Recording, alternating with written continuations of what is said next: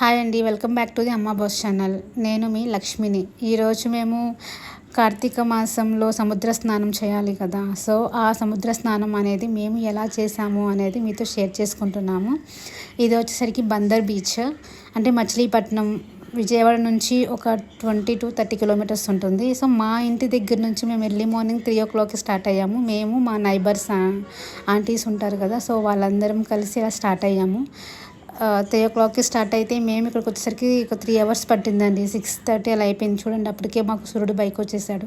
యాక్చువల్గా అయితే మేము చుక్కలు ఉన్నప్పుడే స్నానాలు చేద్దామని మా ప్లాన్, కానీ ఎర్లీ మార్నింగ్ కదా రావాలి, సో ట్రాన్స్పోర్టేషన్ ఇవన్నీ మాకు లేట్ అయిపోయినాయి.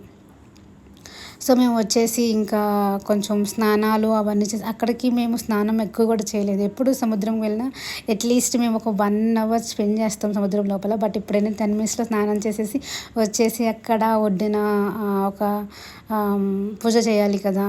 జస్ట్ ఒక శివలింగం లాంటిది ఒక గుడిని ప్రిపేర్ చేసేసి మేము అంతా అక్కడ లోపల దీపం పెట్టాము. ఎందుకంటే సముద్రం అంటే మనకి ఎక్కువ గాలి వస్తుంది.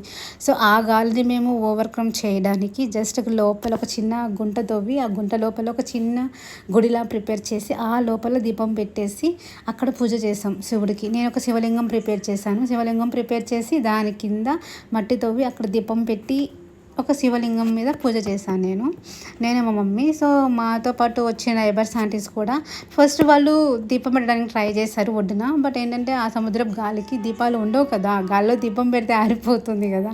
సో యాజ్ దట్ మేము చేస్తాము ఈ ప్లాన్ వర్కౌట్ చేయండి, సో మనకి దీపాలు ఉంటాయి అని.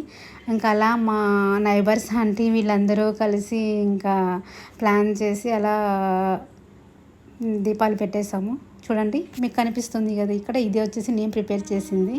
ఇంకా మా ఆంటీ వాళ్ళు ప్రిపేర్ చేసిందంటే అందరూ కలిసి అక్కడ పెట్టారు వాళ్ళంతా. నేను చెప్పిన తర్వాత వాళ్ళు ఒకటి గుంట తవ్వి పెట్టారు. ఇక అందరూ